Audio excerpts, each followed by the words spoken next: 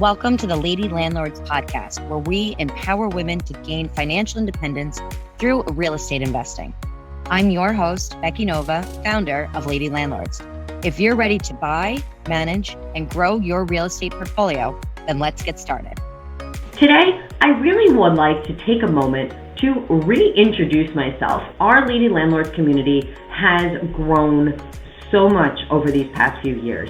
We now have about 60,000 women all across the United States, and we also have some Canadian members here that have come together because they realize that real estate investing is a fantastic vehicle to get to a place of financial stability, okay?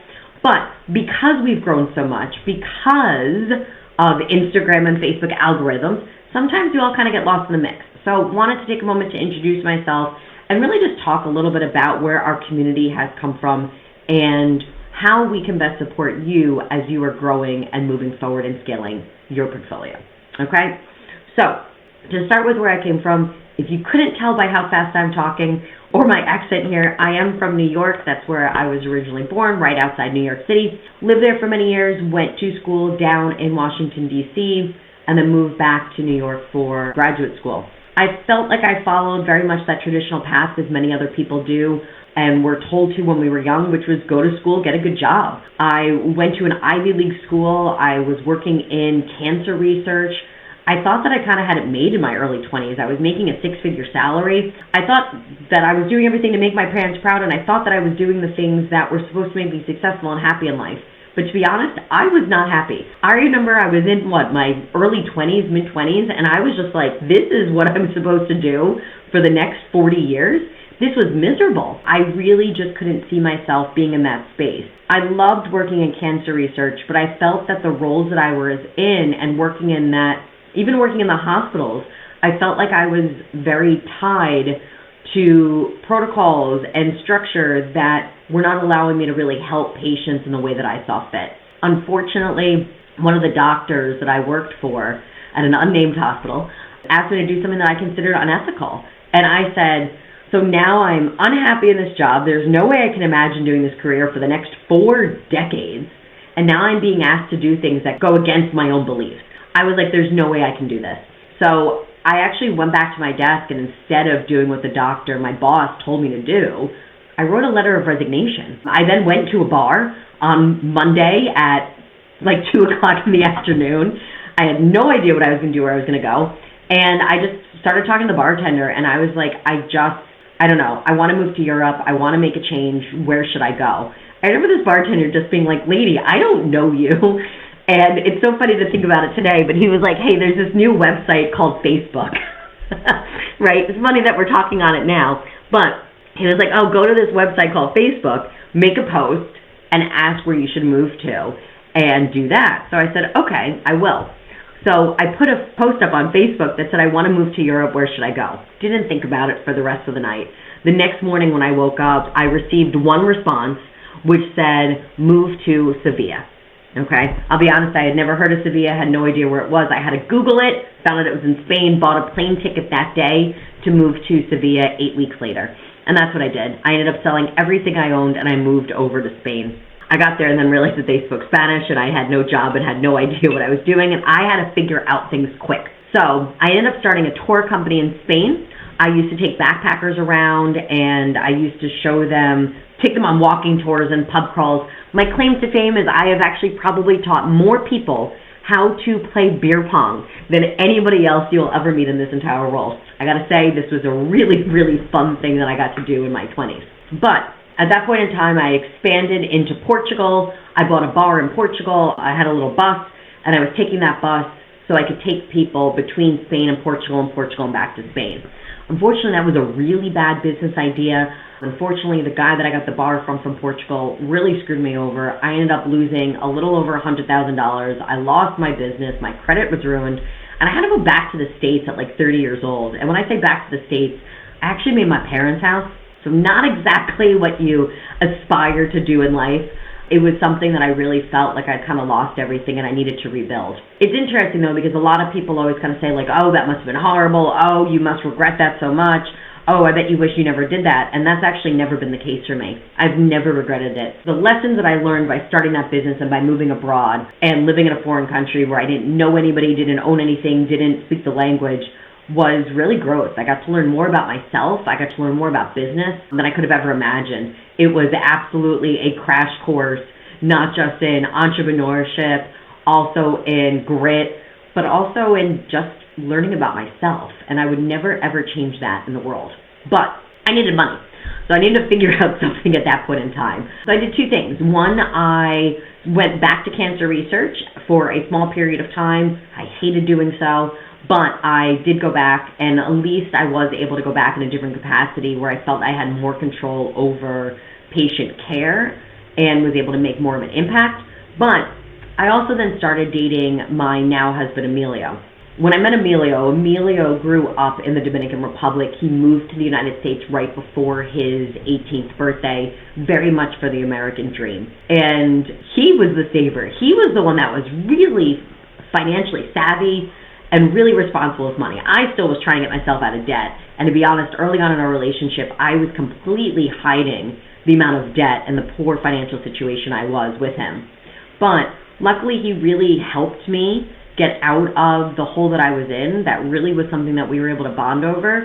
And it was actually Emilio's idea to buy our first property. I, at that point in time, luckily was able to get out of that debt situation, but I really did not want to go now and buy a home, especially in New York, where I felt like I was going to be putting all my money just into that and being stuck in this cycle where I was going to be house poor and all my money was going to my mortgage. So it was my idea to buy a multifamily. And I always felt like I was the only person that ever come up with this idea where I should buy a multifamily, live in one side, and rent out the other. The problem was I had no idea how to do that. No idea how to actually make that work. So I started calling around a bunch of realtors, and I realized that nobody, especially in the New York area, had time. It was too fast-paced. Nobody wanted to work with somebody that was either not pre-approved at that point in time or that was just looking to answer questions. They really weren't interested in working with first-time buyers. That was really a struggle. Luckily, through a connection of a connection of a connection, I met a realtor named Michael Torello, who I'm going to have to tag in this now. And he really changed everything. He really became kind of my mentor. He really showed me how real estate worked and helped us buy that first property that satisfied not just our need as needing a place to live that we could afford, but also how to buy something that we would be able to rent out the other side. So first property, duplex, Yonkers, New York. We're now moved in.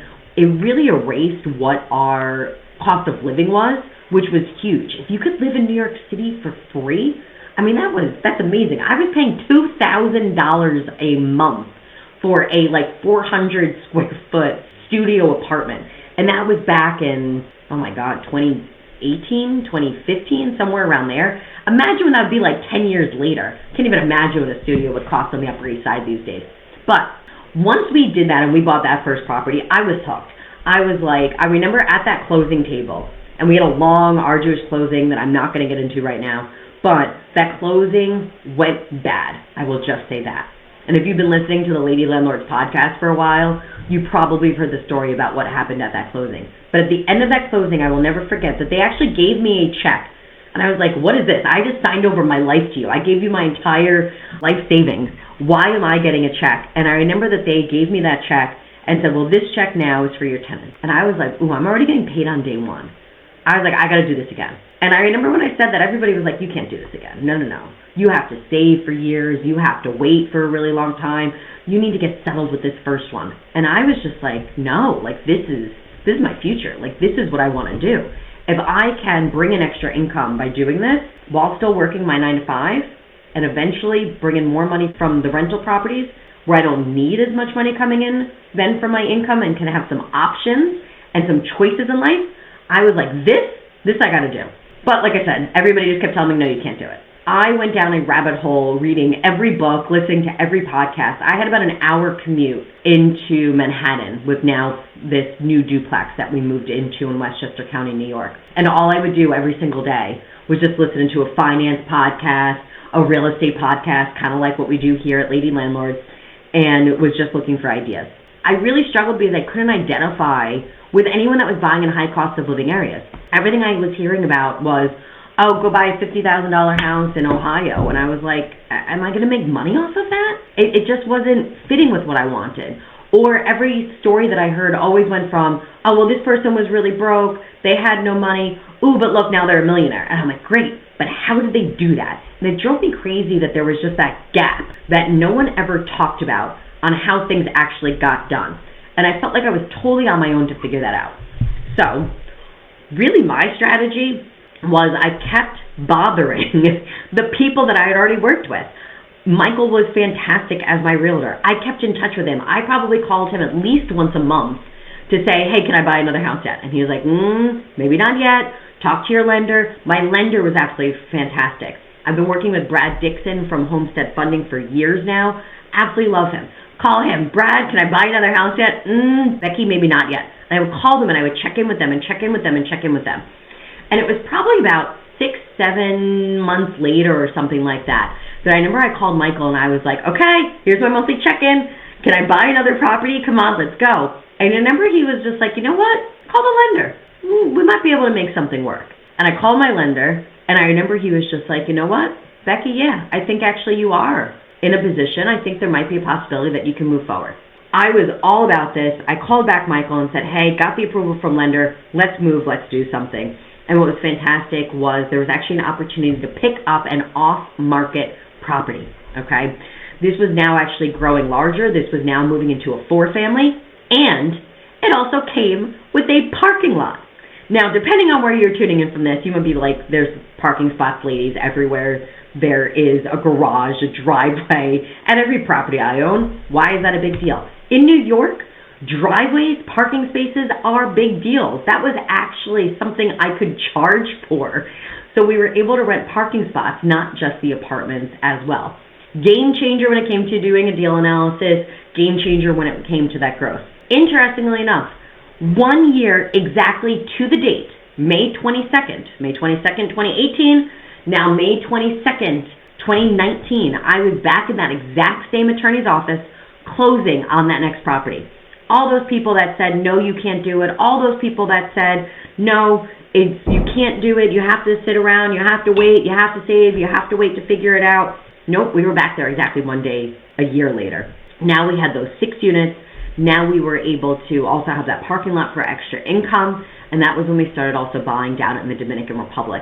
And that was really where things just clicked. And for me, what became a difference was that we didn't have to recreate the wheel.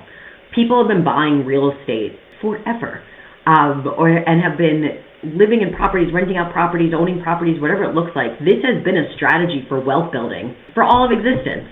So I didn't mean to recreate anything. I just had to plug into systems that were already working for other people that had been there, done that, and really just do what they were doing. That was it. And that was really what changed growth for us. We then went on, we were able to buy at least one small multifamily every single year from that year since. So we owned in Westchester County, Orange County, Dutchess County, and then we started also buying in the Dominican Republic. We were able to buy my dream home a few years later. We expanded into Orange County when the pandemic hit. We saw a need for markets really changing during COVID. So when everybody was really sitting there saying, I don't know what's happening, I don't know what's going on in the world right now, I don't know how to make this work, my husband and I said, well, how can we actually pivot? How can we change our portfolio to still make money and still make this business work for us? And I feel like that was something that really helped us be successful. It was actually during that time that I also started Lady Landlords, and I'm going to come back and tell you how that story got started because I kind of like that one. But we just were able to be able to scale from there. What became really important for me at that point in time, once again, I was not happy with what I was doing professionally in my 9 to 5, and I wanted to be able to leave that. So we kept growing our portfolio, and it took us about 3 years to be able to replace my 6-figure income within real estate, and that really gave me a lot of options. At the time, though, I'd actually moved into something in cancer research that I did feel that I was able to help in society. I did feel that I was able to do something that I was really proud of and enjoyed, and I was happy to stay there until, I guess it was July 2024. And I'm sure I'm not the only person that's been in this room, but have you ever had your boss just throw a meeting on your calendar and it just kind of seems funky to you? It came out of nowhere, and then you show up to it and you realize there's some other people on the call that you weren't really expecting either, right? What does that lead to? Layoffs. The company I worked for at that period of time had layoffs. And I remember my boss coming on the call, and she was totally distraught, and she was telling our team, hey, listen, out of our team, we're going to have layoffs. I'm going to have to let somebody out of this group go, letting everybody know. I'm not sure who it is yet, blah, blah, blah. We're doing this analysis. You know how it goes, the corporate talk from HR and all that. And I remember my coworkers getting so upset. They were like, but how am I going to pay for my kids' school? How am I going to pay my bills? How am I paying for my mortgage? All of those questions. And in the back of my mind, I was like, I don't need this. I was like, we're actually in a good spot. I wanted to go full-time in real estate. So I got off that phone call, and I actually reached back out to my boss, and I said, hey, do you have a few more minutes? Can we hop back on a call? We hopped back on, and she was really expecting me to probably ream into her like all of my other coworkers did. And I said to her, I'll take it. And she was like, what? And I was just like, listen, I understand, other people in our position where they really can't afford to lose this job. I was like, I'll take it. I was perfectly okay. We'd already replaced our income. I was happy with what my position was there. But now if we were going to be laying off other people, I was going to get dumped on a ton of the work if I was kept. And she did say, she was like, Becky, you were not one of the ones I was going to let go. But I knew then if she was letting other people on my team go, I was going to have to do more work. And I didn't want to do that. I was in quiet quitting mode anyways. My time there was limited because I did want to move into real estate down the line. So it made sense for me to be able to do that. So totally cool to take a severance package and move into real estate because I had those options. And it was the right time for me to be able to do that because I already started investing in real estate. So that really made a big difference for me to be able to grow from that period of space. And we've still been able to buy properties since. Other ways that you can still finance deals where you don't need that W-2, and I was in a position where we did not have to do anything. But let me go back to now how Lady Landlords started. So let's go back to that COVID time. So in that COVID time, my husband was one of those people in New York that he was actually bartending, and with what was going on with the pandemic, his place of employment closed. They said, hey, right now we can't have you guys work here. So unfortunately, go home and let's see what happens with COVID, which was a very scary, sad time for a lot of people. And a lot of people ended up losing work and didn't know if they were going to be called back. And I remember being able to kind of just say to my husband, like, oh my God, we need to be able to buy another rental property. And he was like, what are you talking about? Didn't you just hear I lost my job? Like, we're down an income stream. And my response was, exactly. This is why we need to take control of our own future and purchase more rentals and create our own income, because we can't rely on other people to be able to do that. Well, recollection tells me my husband was not exactly thrilled with my with my plan for this. So I actually went and said, there's got to be other people that think like me. There's got to be other people out there that see the possibility to have real estate as something we can do on the side to create that extra income. And that was actually why I started Lady Landlords.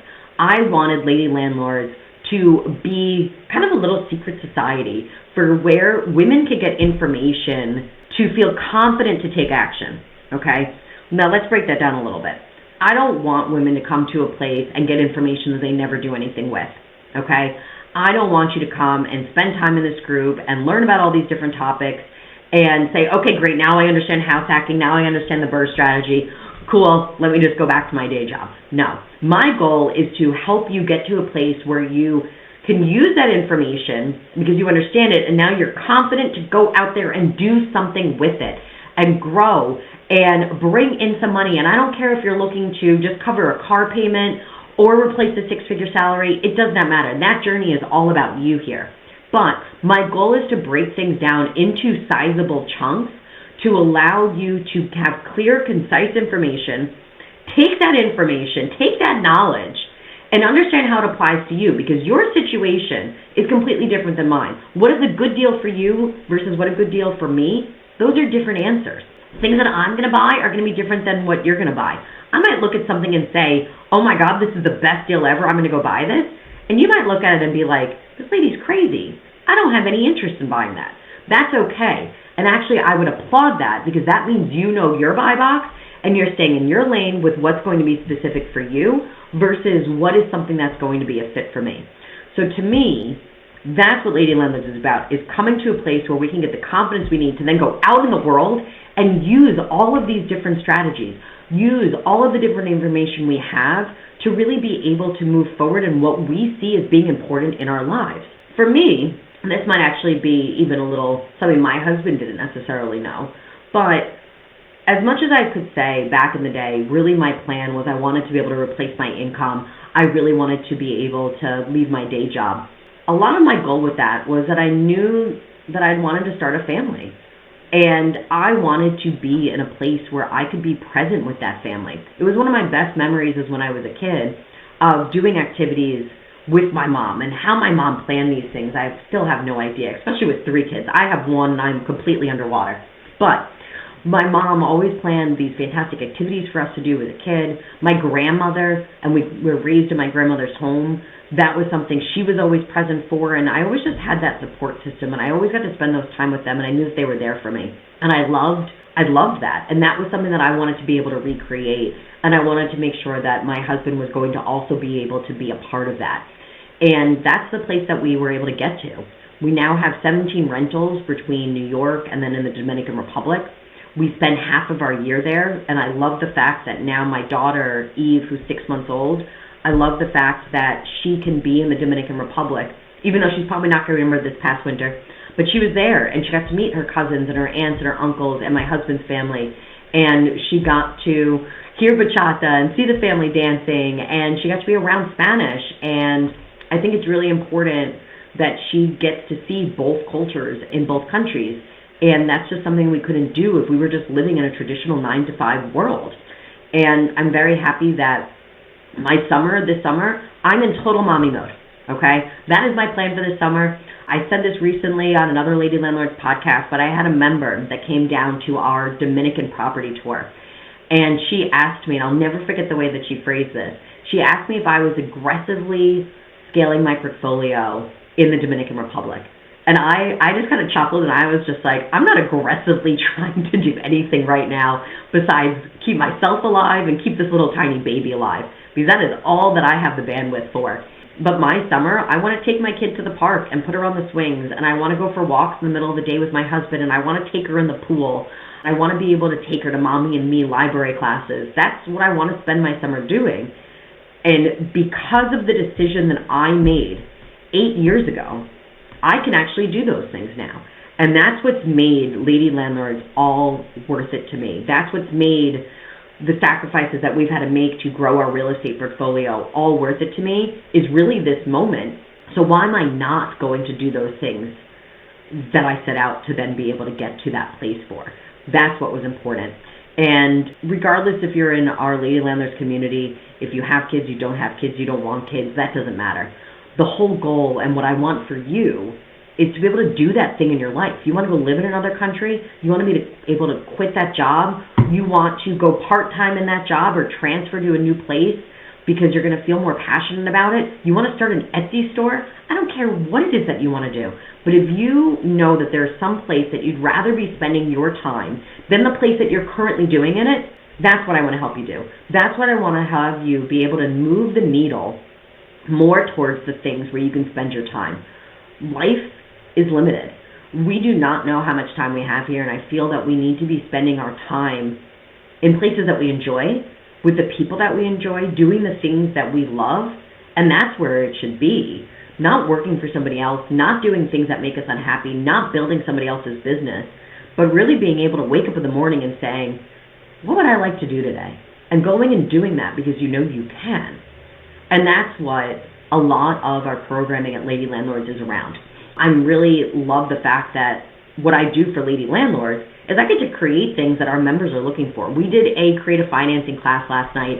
I've had women for years ask me, well, how can I finance this and how can I make this work? And, oh, I don't have any savings right now. I don't have I just put all my money into a down payment. How do I grow the next one? And I was able to say, hey, let's get together. Let's all hop on a call and let's talk about different ways that we can finance deals.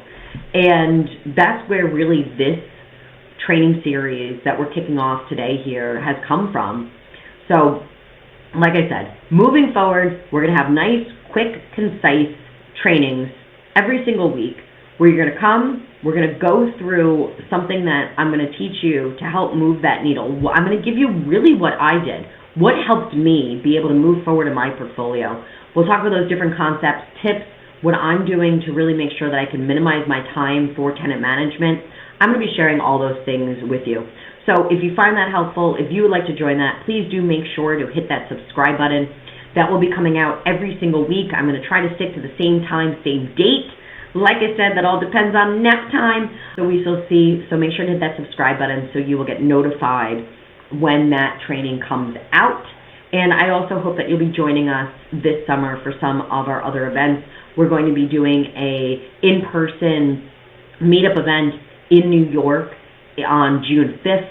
I'm going to be in Chicago for a Lady Landlords investor meeting on July 23rd. We're going to have another event in September. Lots of things going on, lots of trainings coming on. So if you are watching me and listening to this over on Instagram, please do make sure to join the Lady Landlords community on Facebook to get all of the first announcements for the trainings that will be coming up.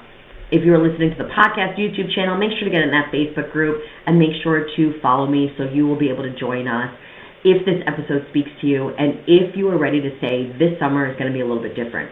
Because, like I said, it took me about 8 years to be able to get to that space, to be able to move that needle forward, to get to the space of really where I want to be within my life.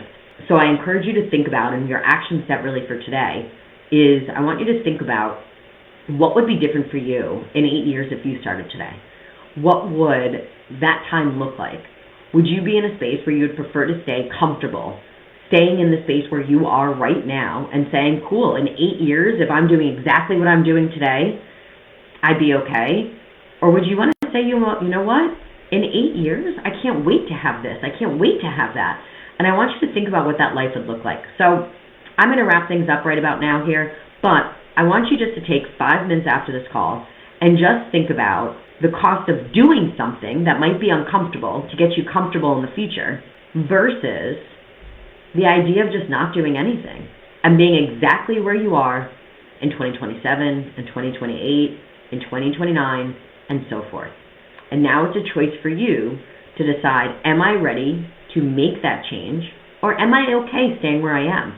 Either answer is fine, but I want you to question yourself on it, and I want you to really feel, are you okay with that decision? If you're okay with that in your gut, in your heart of hearts, you can say, yup, I'm okay staying exactly here for the next decade. That is perfectly fine. But if there's any inkling or any uncomfortability that it's not, well, now's the time to bet on yourself and make a change. So thank you very much for joining me today. Once again, do hit that subscribe button or that follow button so you do not miss our next training here coming up in our summer mini training series. Thanks so much for joining me. Becky Nova from Lady Landlords again, and see you all soon. Thank you for listening to the Lady Landlords podcast. If you're feeling stuck in your real estate investing journey, visit lady-landlords.com to book a 15-minute orientation call with me and see if you're ready to join our mentorship program. Or you can subscribe to our newsletter and join our Facebook group for exclusive real estate investing tips and offers. Invest with confidence. Become a Lady Landlord today.